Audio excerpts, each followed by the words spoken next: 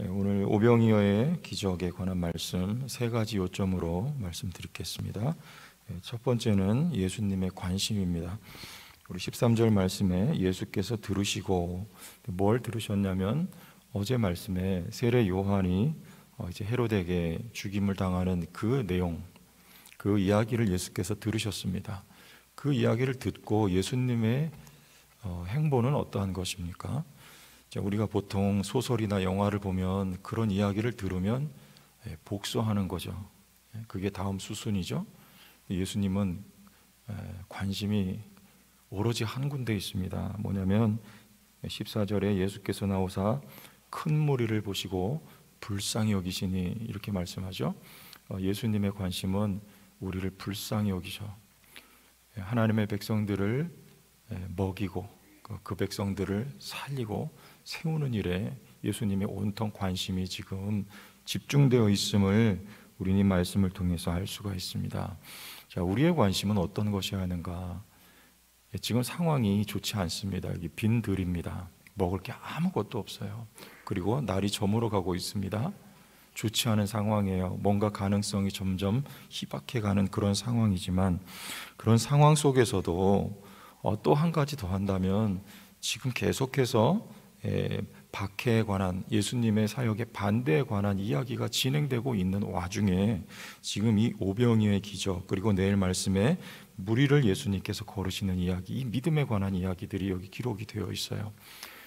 이게 무슨 말인가? 지금 주님은 이런 상황 속에서도 오로지 한 길을 걸어가고 계시다는 거예요. 오로지 예루살렘을 향하여 갈릴리에서부터 뚜벅뚜벅 당신의 길을 걸어가고 계시다. 영혼 살리는 길을 주님은 걸어가고 계시다. 이게 주님의 관심이다.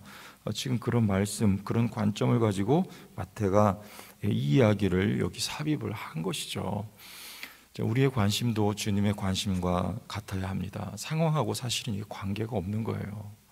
우리 벌써 작년 봄서부터 계속 이야기되고 만나면 회자되고 있는 이야기입니다. 코로나 이야기하고 교회에서도 이게 커다란 이슈가 된 지 벌써 1년이 넘었어요.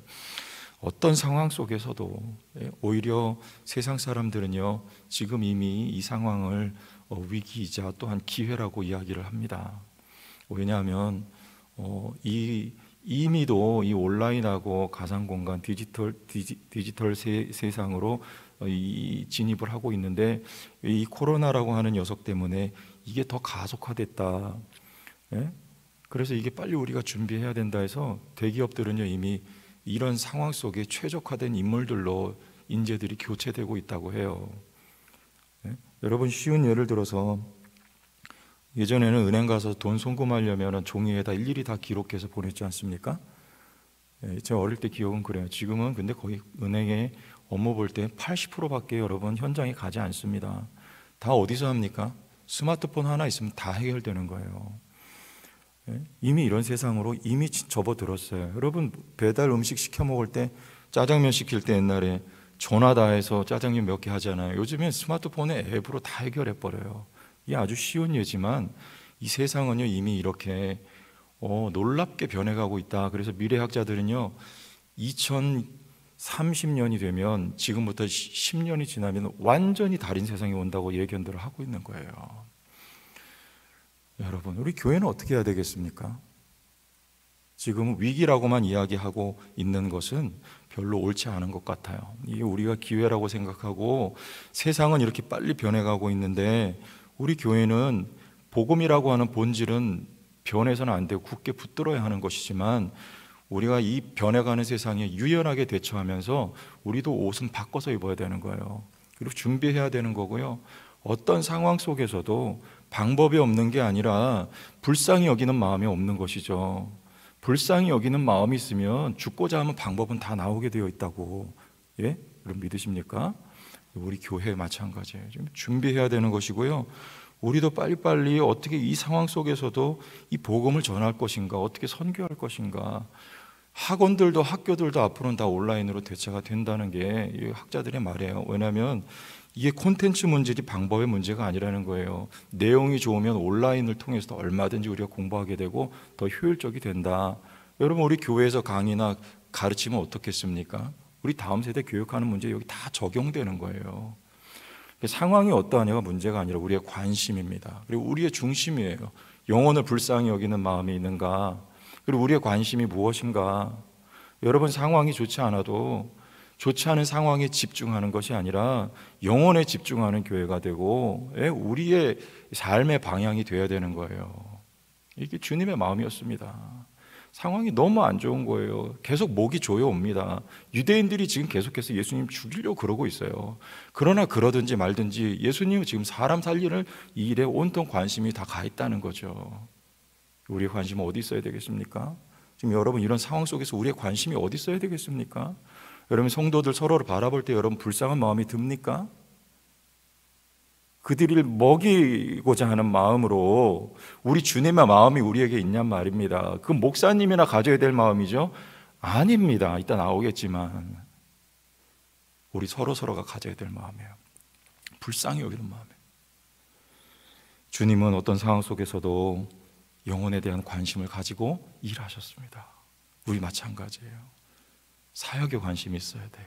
일해야 돼요. 우리의 에너지를요, 다른 것이 아니라 여러분, 좋은 것에 우리의 에너지와 역량이 집중되게 해야 돼요. 잘못된 것, 헛된 것에 에너지 쏟아버리면 그건 너무나 낭비예요. 하나님 우리에게 주신 역량이 있고 에너지가 있잖아요. 이것을 선순환을 이뤄낼 수 있는 일에 교회가 집중해야 되는 거예요. 불쌍히 여기는 마음 가지고 영혼을 돌보고 영혼을 먹이고 세우는 일에 우리 교회가 이렇게 좀 더 집중하는 교회로 세워져 갔으면 좋겠고요. 두 번째는 주님은 공급자다, 그런 말씀이에요. 이게 무슨 말씀이냐면 예수님께서 마태복음 10장에서 제자들을 파송하시면서 갖지 말라고 하죠. 왜냐하면 주님이 공급하실 것이기 때문에 갈 때 너희에게 영접하는 이들도 있고 반대하는 이들도 있을 거다. 그럼에도 불구하고 내가 너희의 보호자가 되고 너희를 지키고 너희가 필요한 것이 있다면 내가 공급할 테니까 너희들은 그냥 가라고 주님 말씀하시는 거예요. 지금 여러분 앞서도 말씀드렸지만 이 상황은요, 지금 반대의 상황이 점점 가속화되고 가중되고 있는 상황입니다. 그 가운데 이 오병이어의 이 말씀이 들어가 있는 거예요. 뭘 말씀하려고 하는 것입니까? 10장에 그 말씀 여기 또 반복하고 있는 거예요. 제자들에게 어떤 상황 속에서도 너희가 주의 일을 불쌍히 여기는 마음을 가지고 주의 일을 감당할 때 지금은 없는 것 같지만 내가 공급한다, 그런 약속의 말씀을, 메시지를 지금 던지고 있는 거 아니겠습니까? 주님은 공급하시는 분입니다. 그래서 우리 열왕기상 17장에 보면 이키자라는 말씀이 있죠. 엘리야가 까마귀를 통해서 하나님 공급하시고 사르밧에 가서 그 과부를 통해서 병에 기름이, 통에 가루가, 지금 똑같은 상황이에요. 지금 떡을 오병이어를 떼어서 나눠주니까 계속해서 이게 나오는 거죠. 마찬가지입니다. 엘리야에게 계속해서 그 사르밧 과부에게 먹을 것이 공급되는 거예요. 계속해서 따라 부으면은 계속해서 가뭄이 끝날 때까지 하나님은 공급하십니다. 그래서 엘리야를 공개해 받도록 하시는 거예요. 상황이 어떤 상황입니까? 아합과 이세벨을 통해서 지금 선지자들을 잡아 죽이는 그런 박해 상황이란 말입니다. 그때 이스라엘 백성들을 향한 마음을 가지고 엘리야가 갈 때 하나님은 공급하신다는 약속이 있는 것이죠. 열왕기하 4장에도 마찬가지예요. 엘리사에게도 똑같은 역사가 일어나요. 선지자의 생도 아내 가운데 한 여인이 와서 체주가 지금 핏을 져서 두 아이가 노예로 팔려가게 된 그런 상황이 이르렀을 때 그릇 빌려와라, 그릇 많이 빌려라 가능하면. 그런데 그 빌린 그릇에 기름을 부어도 이게 그쳐지지 않는 역사가 있는 것이죠. 박해 상황이에요.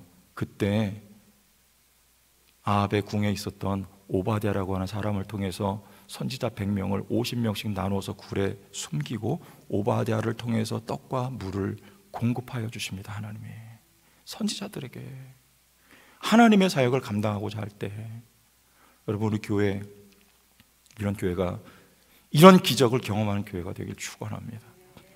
우리의 마음의 중심에 영원 사랑하는 긍휼을 가지고 어떤 상황 속에도 주의 사명을 감당하고자 하면서 나아갈 때 없는 것 같으나 있는 거예요.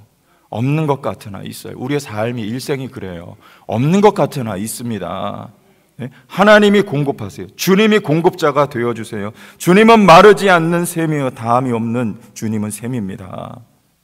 퍼내고 길어내어도 계속해서 나오는 거예요. 마르지 않습니다. 주님은 공급자. 또 한 가지, 너희가 주라는 거예요. 너희가.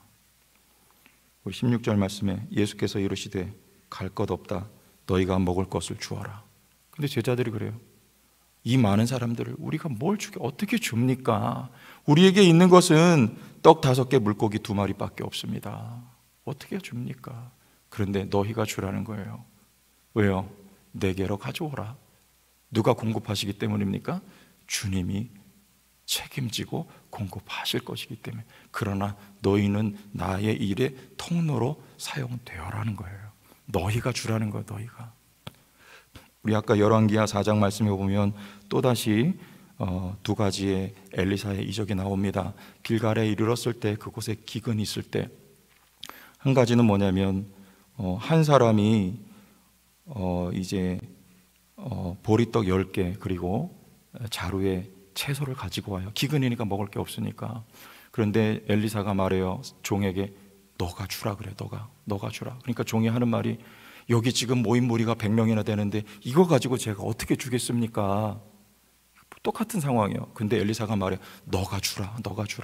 왜? 하나님이 말씀하셨다. 하나님이 이들을 먹이신다고 약속하셨다. 그러니까 너가 주라. 누가 책임진다는 거예요?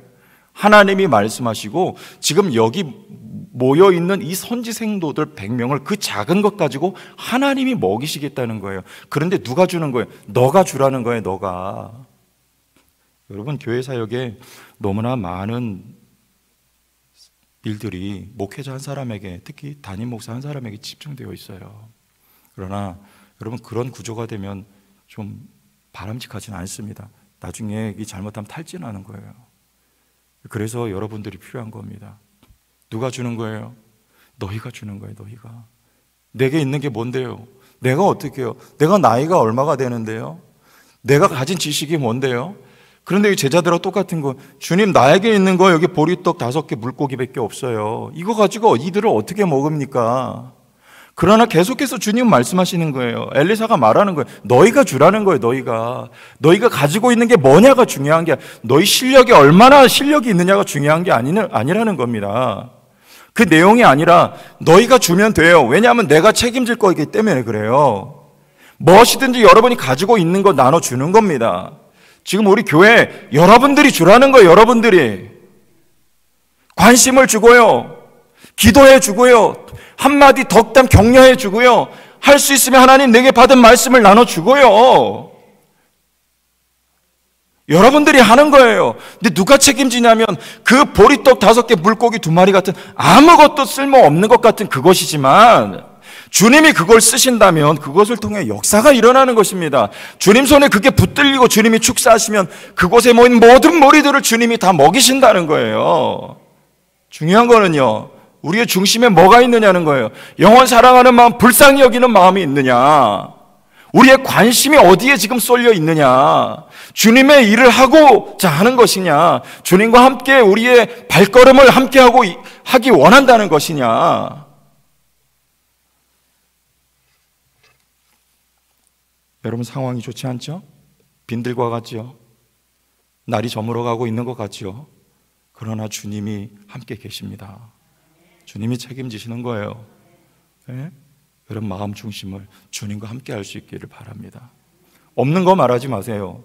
결핍된다고, 뭐가 없다고 그렇게 말하지 마세요. 주님이 계시다고 말하세요. 주님이 채워주신다, 주님이 공급하신다. 그리고 여러분들이 하세요. 여러분들이 채우세요. 여러분들이 가지고 있는 그것 가지고 사역하란 말입니다. 주변을 돌아보시라는 말이에요. 지금 누가 아파하고 있고 누가 신음하고 있고 누구에게 무엇이 결핍이 있는지를 돌아보고 여러분들이 나눠줄 수 있기를 바랍니다. 그게 바로 주님의 손길이 되는 거예요. 날이 저물었을 때 이 어려운 시기를 이 믿음 가지고 여러분 극복해 나갈 수 있기를 주 예수님의 이름으로 축원합니다. 하나님 아버지, 감사합니다. 오늘도 살아계셔서 역사하시는 하나님, 동일한 원리와 하나님 동일한 은혜로 우리에게 채워주심을 우리가 믿사온데, 하나님 말씀 붙들고 하나님 말씀 의지하여서 함께 하시는 주님 바라보면서 우리가 주님의 도구와 통로가 되며 우리의 마음은 주님과 같은 것이 되게 하셔서 하나님 이 시대의 오병이의 기적이 우리의 삶의 현장에 우리 교회 가운데 나타나게 역사하여 주시옵소서.